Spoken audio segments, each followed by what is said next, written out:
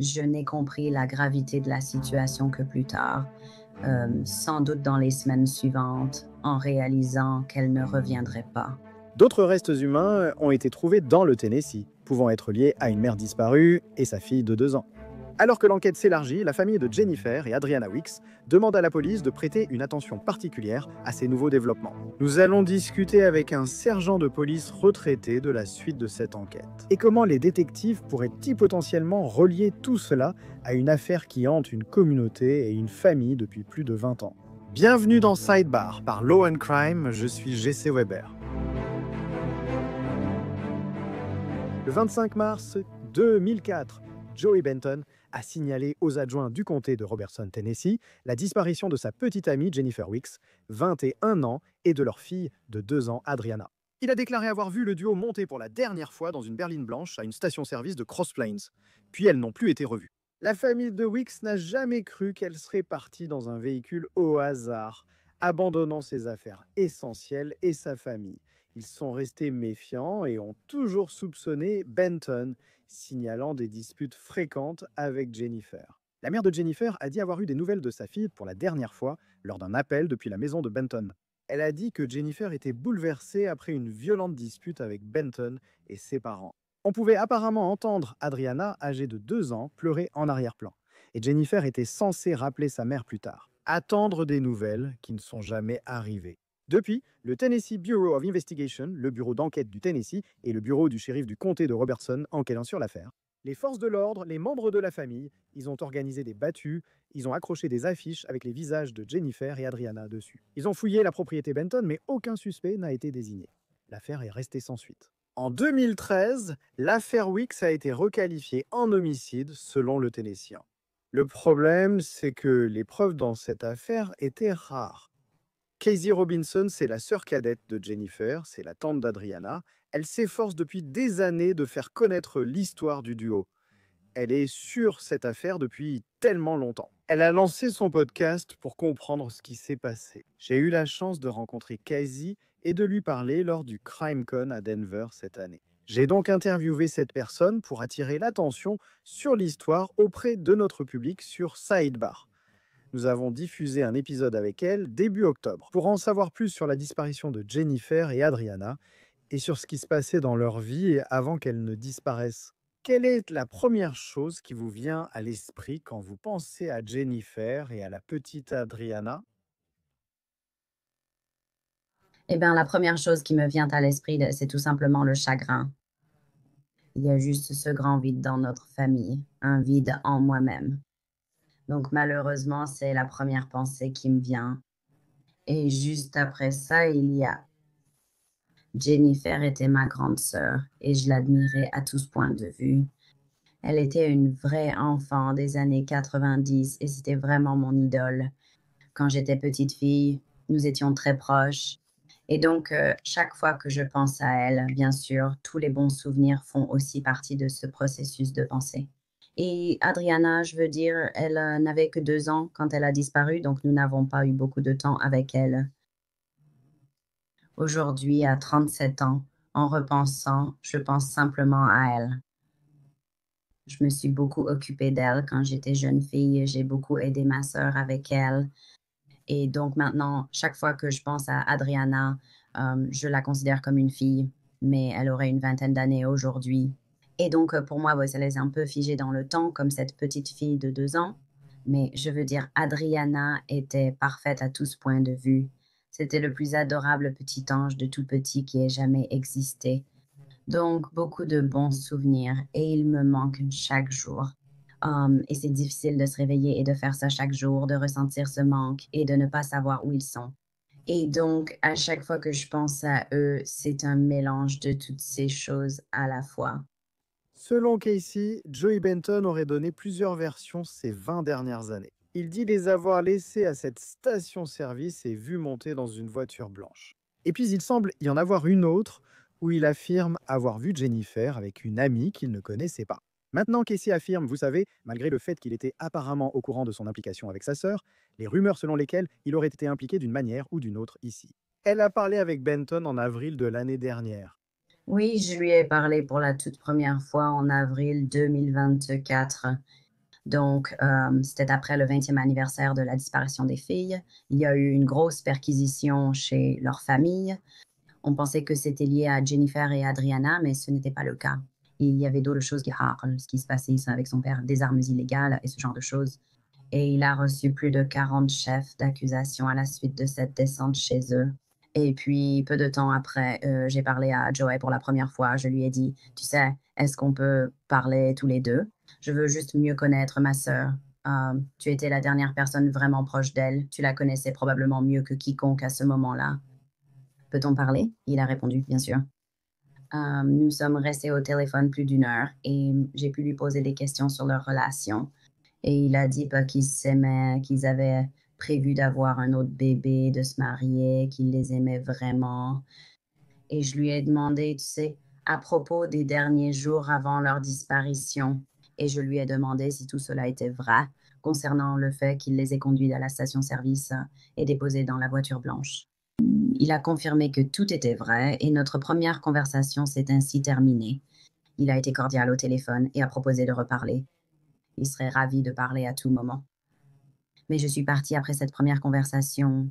Ça m'a laissé un peu avec le sentiment qu'on se trompait peut-être sur toute la ligne. Il les aimait beaucoup et était très gentil avec moi. Peut-être n'a-t-on jamais vraiment laissé parler. Et donc, c'était notre première conversation et ça m'a laissé avec ce sentiment un peu comme si on se trompait de personne. Peut-être quand elle s'est montée dans cette voiture de sport blanche, hein, peut-être qu'il dit vrai. Donc ça, c'était notre première conversation. Mais je lui ai reparlé en juillet de l'année dernière et c'était une conversation complètement différente. Sa famille s'en traversait de lourdes épreuves à cause de cette descente et ils commençaient à se retourner les uns contre les autres. Que Joey et d'autres membres de sa famille avaient dénoncé son père à cause de certains documents qu'ils avaient retrouvés sur l'ordinateur, ses armes illégales et autre chose. L'une des accusations portées contre son père était l'exploitation sexuelle d'un mineur et c'était l'une des raisons pour lesquelles ils l'ont dénoncé. Et donc, à cause de tous ces désaccords et de la tension dans leur famille, Joey a décidé d'interrompre une réunion que ma famille avait avec le procureur à l'époque. Et il s'est manifesté en disant qu'il était prêt à tout dire aux forces de l'ordre et à ma famille. Et il l'a effectivement fait auprès des forces de l'ordre. Il a croisé ma mère à Springfield, là où Jennifer et Adriana ont disparu. On utilise souvent les noms Springfield et Cross Plains de façon interchangeable, car elles vivaient à la limite de ces deux villes. Mais il a rencontré ma mère en face à face. J'étais en haut-parleur. C'était ma deuxième conversation avec lui. Et il a dit que l'histoire de la station-service, tout ce qu'ils avaient raconté et répété pendant les 20 dernières années, était un mensonge. Et que Jennifer et Adriana étaient en fait mortes chez eux le 25 mars 2004. Une conversation bien différente de celle d'avril. A-t-il expliqué les circonstances de sa mort? Oui, oui, il a raconté une version que je vais appeler une autre version. Peut-être encore un autre mensonge bien pensé comme celui raconté pendant 20 ans. Donc, il a dit que lorsqu'il est rentré du travail, le 25 mars 2004, Jennifer et Adriana étaient déjà mortes. Et il a bien raconté ce qui est arrivé à Jennifer et Adriana. Mais n'est pas une histoire à laquelle nous croyons. Et ce n'est pas une histoire que les forces de l'ordre peuvent prouver ou corroborer d'aucune manière. Nous ne divulguons pas ces informations pour l'instant. Ce qu'il a dit s'est passé parce que nous ne voulons pas qu'une autre histoire soit crue alors qu'elle n'est pas vraie. Nous cherchons seulement la vérité, donc nous ne partagerons pas ces détails ni ne l'aiderons. Mais il a aussi donné un emplacement pour les restes de Jennifer et Adriana, puisqu'ils n'étaient pas la propriété de sa famille. Il a donné un emplacement qui se trouve dans le comté de Robertson et il a admis avoir été l'une des personnes responsables de la dissimulation de leurs restes et de ne pas avoir signalé leur décès. Mais les forces de l'ordre ont vérifié l'emplacement qu'il a donné. Malgré plusieurs fouilles, les restes de Jennifer et Adriana n'ont pas été retrouvés. Donc, cela n'a pas permis de les retrouver. Donc, je ne sais pas si cet endroit est un faux emplacement. s'il essayait, vous savez, de détourner l'attention et de les envoyer ailleurs, je ne suis pas sûre. Nous devons maintenant parler des dernières nouvelles. Nous aborderons les derniers développements de l'enquête, y compris les récentes découvertes. Cela pourrait changer le cours de toute cette histoire et influencer la direction que prendront les enquêteurs à partir de maintenant. Pour cela, je voudrais faire intervenir le sergent de police à la retraite, Troy Hillman. Troy, merci beaucoup d'avoir pris le temps. Vous savez, il y a beaucoup de mythes autour des affaires de personnes disparues, des forces de l'ordre et de leur fonctionnement. Je pense qu'il y a toujours des spéculations sur le fait que ces affaires sont oubliées. Quel est votre avis concernant les affaires non résolues et la façon dont la police les priorise ou continue de les suivre? Eh bien, le panneau derrière moi dit Les affaires non résolues comptent. Je suis un grand défenseur ayant travaillé 10 ans dans les homicides non résolus. Nous travaillons en étroite collaboration avec l'unité des personnes disparues et des affaires non résolues de notre service. Parfois, d'autres services sont regroupés, mais oui, c'est vraiment très important. Et malheureusement, parfois, quand de nouveaux dirigeants arrivent, ils ne voient pas la valeur de cela et détournent les ressources vers d'autres domaines. Mais ensuite, vous voyez d'autres dirigeants arriver et dire, vous savez quoi, c'est important. Il s'agit de personnes disparues et de victimes d'homicides sur lesquelles nous devons vraiment nous concentrer. C'est essentiel. Comment les techniques d'enquête ont-elles évolué depuis 2004? Énormément. L'acide désoxyribonucléique ne cesse de s'améliorer jour après jour. Il y a le MVAC, il y a la généalogie génétique médico-légale qui utilise la recherche acide désoxyribonucléique. Il existe toutes sortes de techniques et chaque jour ça s'améliore. Il faut aussi utiliser le travail de police traditionnel et tout combiner. S'il n'y a pas de corps, que font les policiers pour faire avancer l'enquête? Oui, avoir un corps est clairement optimal parce que le corps est généralement la partie de la scène qui vous indique la nature du décès, ce qui s'est passé. Ensuite, il vous faut une scène physique où le décès a eu lieu. Si vous n'avez aucune de ces choses, c'est un vrai combat. Ça ne veut pas dire que ce n'est pas résoluble, ça ne veut pas dire que la vérité ne va pas sortir, mais c'est juste que c'est une enquête très, très difficile. Êtes-vous surpris qu'il n'y ait pas plus d'informations, pas plus de réponses pour l'instant dans cette affaire? Cependant, je vais vous dire que nous allons parler du dernier développement. Mais êtes-vous surpris, peut-être jusqu'à présent, qu'il n'y ait pas eu de réponse? Non, nous avons déjà connu ce type d'enquête. Les gens tentent de dissimuler leurs traces et des informations, pensant que tout disparaîtra. Votre famille est très tenace, mais je leur tire mon chapeau. Ils ont traversé l'enfer et essaient de faire avancer cette enquête. Et je suis sûr que les enquêteurs ont fait du mieux qu'ils pouvaient. Moi, je ne les connais pas, mais je suis sûr qu'ils ont eux aussi des membres de leur famille et qu'ils traitent cette affaire comme s'il s'agissait d'un membre de leur propre famille. Donc, oui, c'est vraiment une affaire très difficile. Oui, il y a tellement de rebondissements dont je suis au courant. Et puis, il y a peut-être d'autres informations que les autorités ne peuvent pas vraiment divulguer pour l'instant, car cela pourrait vraiment compromettre l'affaire. Selon le Tennessean, plusieurs fouilles ont eu lieu sur la propriété Benton au fil des ans, dont la vidange d'un étang. La police a indiqué aux médias que Bendon reste un suspect possible. Mais comme nous l'avons dit, il n'y a eu aucune arrestation ni aucune véritable activité, aucun véritable développement. Mais ensuite, parlons de ce qui s'est passé en 2024. Donc cela se passe 20 ans après que Jennifer et Adriana ont été signalées disparues. Les forces de l'ordre ont perquisitionné la propriété Benton et inculpé Joseph Frank Benton Sr. de dizaines de chefs d'accusation. Ils ont trouvé des tas d'armes, des explosifs, du matériel troublant. Aucune accusation n'était directement liée à la disparition devenue homicide, soit l'affaire Weeks. Selon Casey, Benton Sr. a passé environ 1 an en prison après l'abandon de certaines charges. Mais après sa libération, il a lui aussi disparu, ce qui semble étrange. Et puis, en juillet de cette année, il y a eu un rebondissement choquant. Une jambe humaine a été découverte dans un ruisseau local et l'acide désoxyribonucléique a confirmé qu'elle appartenait à Joseph Benton Sr.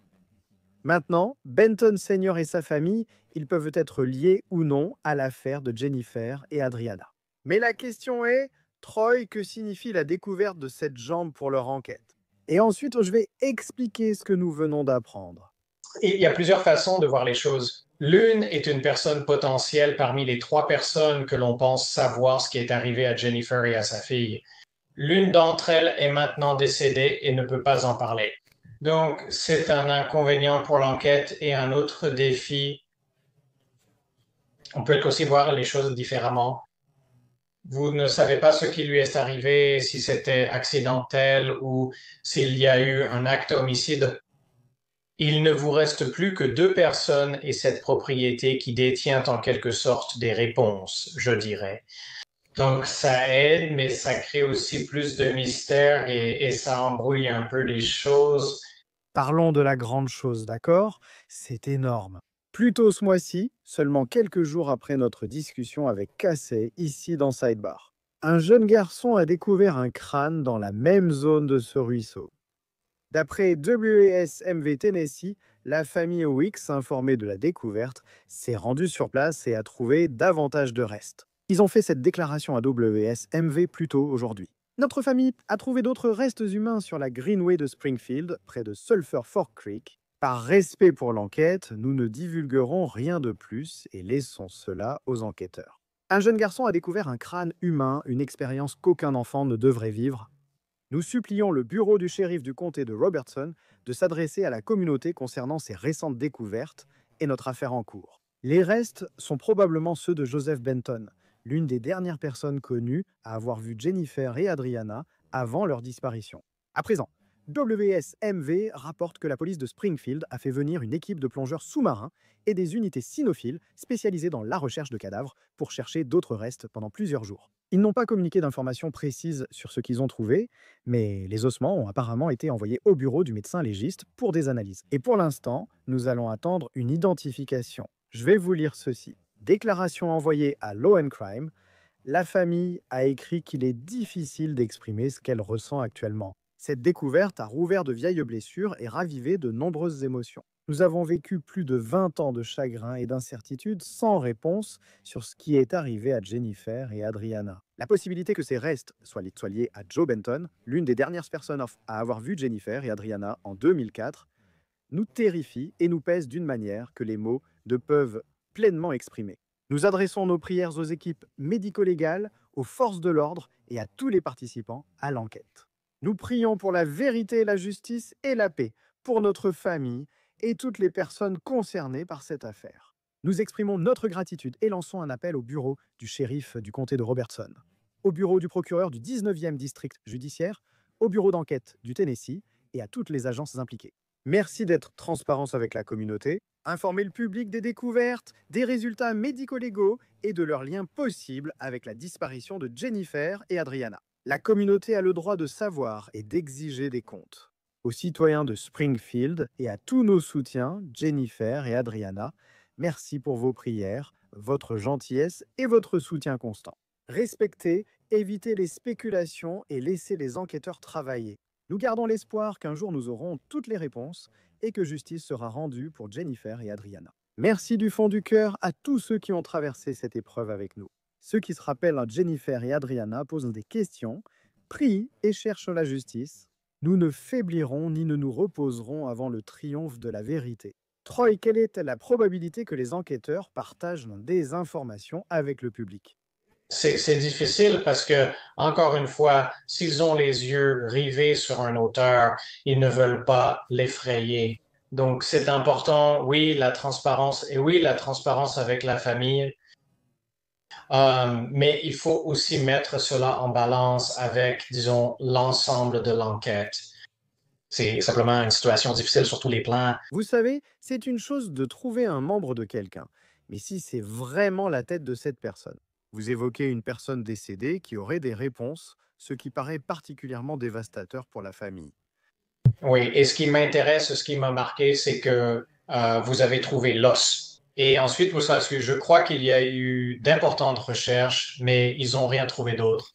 Mais ensuite, vous savez, plusieurs mois plus tard, ils trouvent le crâne, puis d'autres os et restes. Donc pour moi, vous savez, est-ce que ces éléments étaient là depuis le début et ils les ont simplement manqués? Ou est-ce que c'est quelque chose qui a été placé par un auteur impliqué? Donc on ne sait tout simplement pas. Il y a beaucoup de questions sans réponse. Les difficultés pour essayer de déterminer l'identité à partir d'un crâne humain. Parlez-moi de certains des défis à ce niveau-là. Je sais qu'ils peuvent faire beaucoup avec l'acide désoxyribonucléique et les dossiers dentaires. Ça a tendance à être le mieux, vous savez, de combiner les deux pour essayer d'identifier positivement une personne. Tu sais, Troy, quand Casey a lancé son podcast Disparu à Hushtown l'an dernier, elle a expliqué avoir repris ses enquêtes sur l'affaire avec l'aide du producteur Jules Thorpe. Et Thorpe a déclaré à WZTV: nous avons eu énormément de gens qui se sont manifestés et ont dit: j'aimerais pouvoir vous dire ce que je sais, mais j'ai trop peur. Alors, Troy, si c'est vrai, qu'en penses-tu? Eh bien, j'aimerais que ces personnes fassent ce qu'il faut et se manifestent. Et je sais qu'ici en Arizona, nous avons un témoin anonyme et c'est quelque chose qui aide vraiment les enquêteurs. C'est gagnant-gagnant, donc toujours possible. Et je suis sûr qu'ils ont peut-être quelque chose de similaire, une ligne téléphonique pour les témoignages, une ligne anonyme.